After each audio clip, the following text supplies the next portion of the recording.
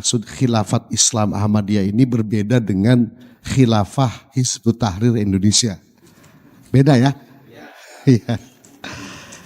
Ya, juga berbeda dengan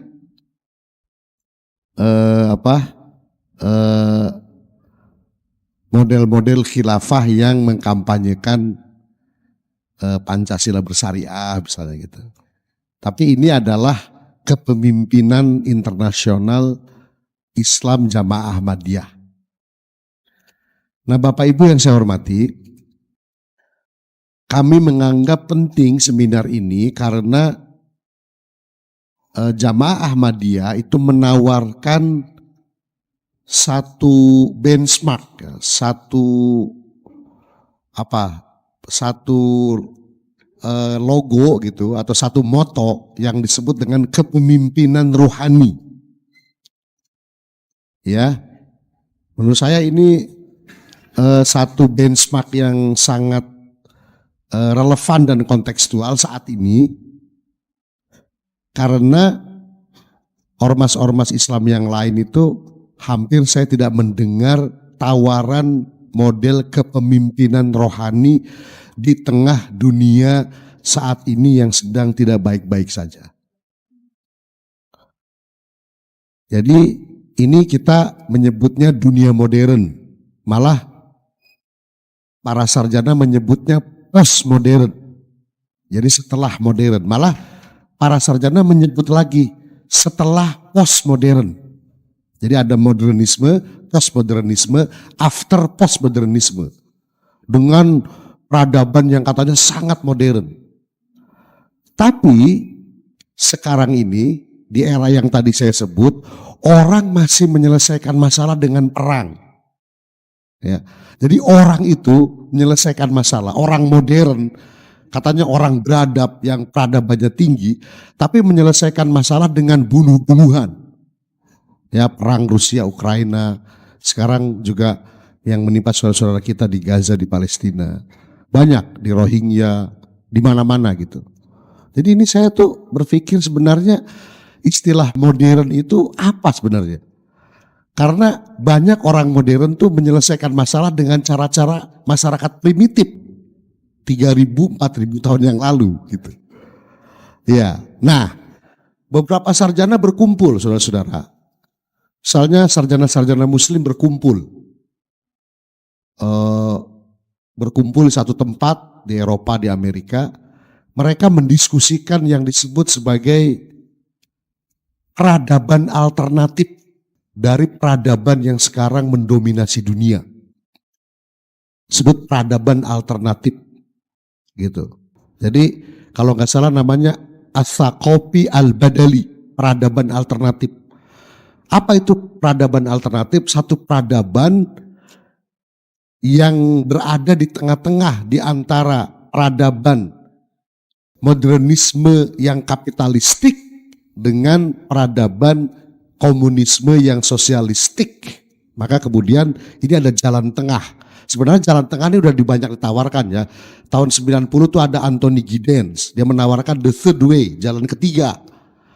Nah tapi ini sekarang sarjana-sarjana muslim katanya berkumpul, mereka menawarkan As-Saqafi Al-Badali, peradaban alternatif, yaitu peradaban berbasis nilai-nilai agama atau peradaban berbasis nilai-nilai Islam. Karena peradaban kapitalisme atau peradaban modernisme yang kapitalistik ini basisnya adalah materialisme dan humanisme sekuler. Sementara peradaban sosialisme yang komunis ini basisnya adalah materialisme. Nah, ini dua peradaban ini katanya konon yang masih menyebabkan kesengsaraan manusia modern. Jadi dulu Syed Hussein Nasr tuh menulis buku Islam and the Plight of Modern Man. Islam dan kesengsaraan manusia modern. Ini dua ini. Nah, sekarang di Indonesia Jamaah Ahmadiyah menawarkan kepemimpinan ruhani. Nah ini menurut saya menarik nih Pak. Menurut saya menarik. Saya belum dengar nih. Kalau NU kan menawarkan Islam Nusantara. Muhammadiyah menawarkan Islam berkemajuan. Tapi problem-problem kemanusiaan hari ini nih yang tadi saya sebut, orang menyelesaikan masalah dengan bunuh-bunuhan, dengan perang, ada kartel, ada mafia, ada macam-macam ini, itu hampir nggak kedengeran suaranya. Nah sekarang Jamaah Ahmadiyah datang kepada kita menawarkan kepemimpinan rohani. Maksudnya adalah kepemimpinan yang basisnya adalah nilai-nilai agama, yang basisnya nilai-nilai Islam, kepemimpinan spiritual, ya, yang dirumuskan oleh Mirza Ghulam Ahmad dan para pimpinan-pimpinan Jamaah Ahmadiyah. Jadi ini satu nilai yang kita sebut sebagai jalan ketiga, yaitu jalan menuju perdamaian. Tawarannya ini nih, yang dari Jamaah Ahmadiyah. Karena itulah saya menganggap ini penting seminar ini, kita mau mendengar apa itu yang dimaksud dengan kepemimpinan rohani. Apakah kepemimpinan rohani ini sama dengan konsep kepemimpinan rohaninya Al-Farabi, Al-Madinah Ar-Ruhaniyah, atau kepemimpinan rohani model Ikhwanus Sofa, Al-Madinah Ar-Ruhaniyah, Al-Fadilah gitu. Tapi mungkin juga jangan-jangan beda, ini beda ya, karena ini perspektifnya adalah kepemimpinan rohani di era modern.